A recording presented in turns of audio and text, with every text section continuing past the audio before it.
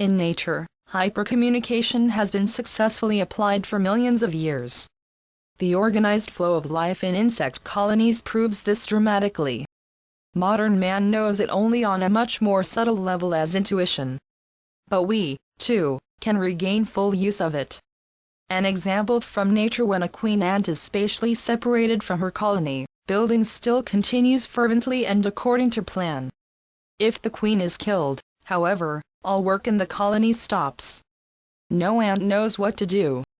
Apparently the queen sends the building plans also from far away via the group consciousness of her subjects. She can be as far away as she wants, as long as she is alive. In man, hypercommunication is most often encountered when one suddenly gains access to information that is outside one's knowledge base. Such hypercommunication is then experienced as inspiration or intuition. The Italian composer Giuseppe Tartini, for instance, dreamt one night that a devil sat at his bedside playing the violin. The next morning Tartini was able to note down the piece exactly from memory. He called it the Devil's Trill Sonata. For years, a 42-year-old male nurse dreamt of a situation in which he was hooked up to a kind of knowledge CD-ROM.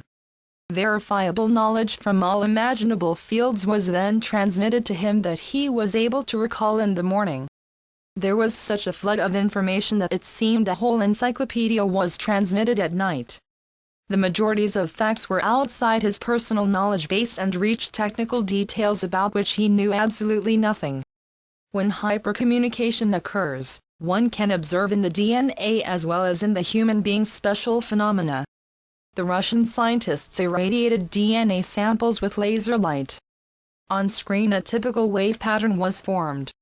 When they removed the DNA sample, the wave pattern did not disappear, it remained. Many control experiments showed that the pattern still came from the removed sample, whose energy field apparently remained by itself. This effect is now called phantom DNA effect. It is surmised that energy from outside of space and time still flows through the activated wormholes after the DNA was removed. The side effect encountered most often in hypercommunication, also in human beings, are inexplicable electromagnetic fields in the vicinity of the persons concerned. Electronic devices like CD players and the like can be irritated and cease to function for hours. When the electromagnetic field slowly dissipates, the devices function normally again. Many healers and psychics know this effect from their work. The better the atmosphere and the energy, the more frustrating it is that the recording device stops functioning exactly at that moment.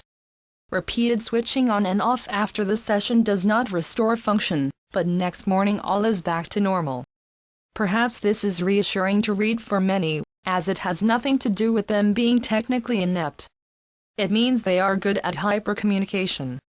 The researchers also quote sources presuming that in earlier times humanity had been, just like the animals, very strongly connected to the group consciousness and acted as a group.